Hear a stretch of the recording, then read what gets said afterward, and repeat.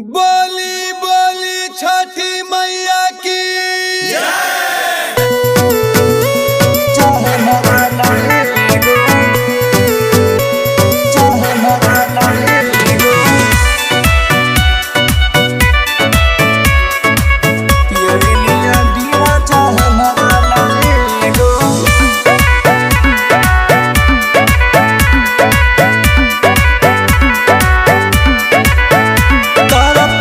राजा जी करब छठ राजा जी जय पटना के घाट करब छठ राजा जी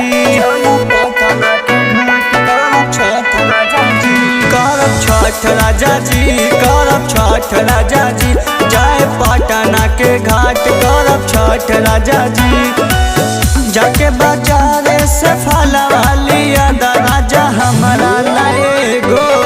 प्यारी लिया दी राजा हमारा लाए गो प्यारी लिया दी सैया हमारा लाए गो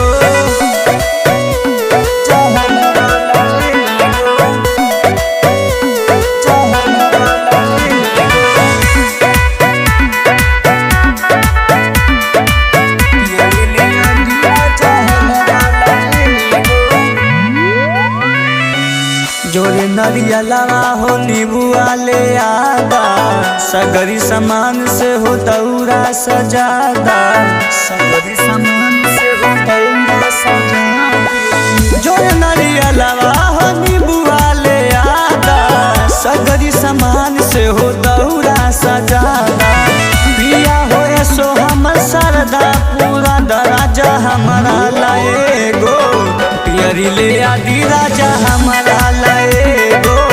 प्यारी ले आदि सैया हमारा लाए गो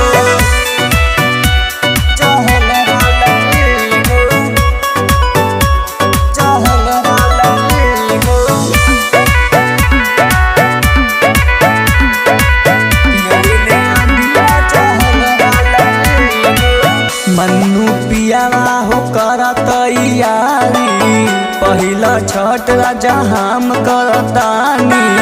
पहिला छठ राजा हम करतानी मन्नू पियावा हो करा तैयारी पहिला छठ सैया हम करतानी अंशु से राजा हो कितिया गवाना राजा हमारा लाए गो प्यारी ले आदि राजा हमारा